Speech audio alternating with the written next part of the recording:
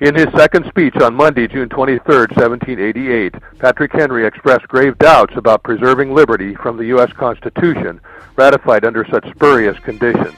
Quote, "The manner in which the judiciary and other branches of the government are formed seems to me calculated to lay prostrate the states and the liberties of the people." Close quote. That was his candid assessment of the United States Constitution set forth by the Founding Fathers in 1787. He noted that, quote, "Another circumstance ought totally to reject that plan, in my opinion, which is that it cannot be understood in many parts even by the supporters of it. There are so many inconsistencies in this that for my part I cannot understand it." Close quote. A constitution ought to be simple enough to be understood by the common man.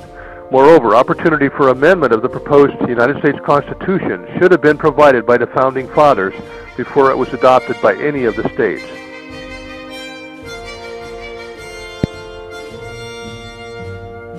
Patrick Henry was not alone in his condemnation of the U.S. Constitution that emerged from the Constitutional Convention in 1787. Looking back from the perspective of 200 years, historian Edmund Morgan notes, quote, "It was obtained by the narrowest of margins and by methods that cannot be defended. The prospect was not calculated to please local politicians. Again and again they warned that its adoption would be the death knell not only of the state governments but of the popular liberties which the constitutions of those governments protected." Close quote. The New Testament requires us to speak truth one to another, and in affairs of state, an oath is sometimes required to ascertain it. If truth is required of individuals in a court of law, how much more should matters pertaining to formation of a government be bathed in the light of candor and openness? For lack of this in the secretive Constitutional Convention and the U.S. Constitution it produced, Patrick Henry lamented the probable loss of the ancient trial by jury, among other liberties.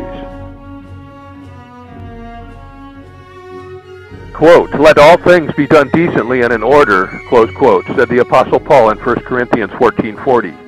Ultimately, it was the failure of the Founding Fathers at the Constitutional Convention to submit to God's ordered plan of government that led to the wholesale surrender of liberty in the United States Constitution. At HistoryMythBusters.wordpress.com, you get the story behind the story.